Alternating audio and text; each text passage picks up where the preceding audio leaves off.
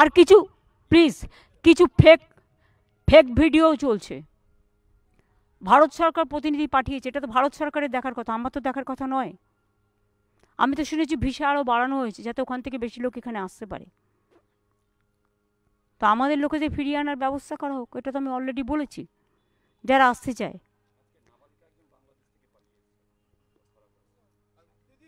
ভাই আমি সেটা বলছি না, এটা পরিষ্কার কথা, এটা গভর্নমেন্ট অফ ইন্ডিয়ার ব্যাপার, গভর্নমেন্ট অফ ওয়েস্ট বেঙ্গলের ব্যাপার নয়। বারবার এক কথা আপনারা আমাকে জিজ্ঞেস করবেন না। কেউ কেউ মিসলিড করে এটাকে সাম্প্রদায়িক দাঙ্গার পর্যায়ে নিয়ে যাচ্ছে, কিন্তু এটা তো নিশ্চয়ই আপনারা অ্যাপ্রিসিয়েট করবেন। এখানকার ইমাম অ্যাসোসিয়েশন, সব ইমামরা, বড় বড় ইমামরা একসাথে বলেছেন বাংলাদেশে মাইনরিটির ওপর যে অত্যাচার হচ্ছে আমরা তাদের নিন্দা করি, আমরা তাদের প্রোটেকশনের দাবি জানাই। আমরাও সকলে প্রোটেকশনের দাবি জানাচ্ছি। আমরা চাই government of India must act. Act মানে কি?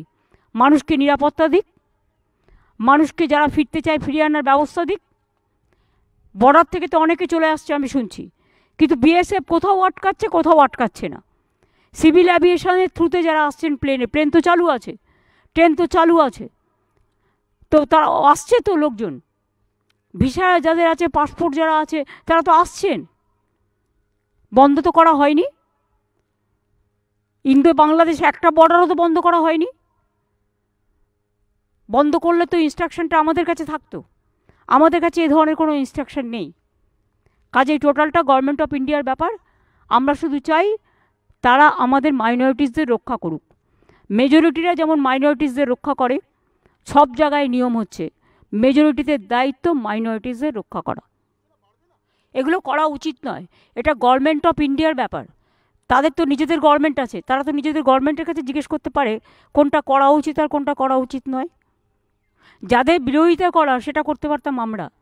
বিরোধী দল এখানে দায়বদ্ধতার পরিচয় দিচ্ছে, দায়িত্ব নিয়ে দায়িত্বশীলতার পরিচয় দিচ্ছে।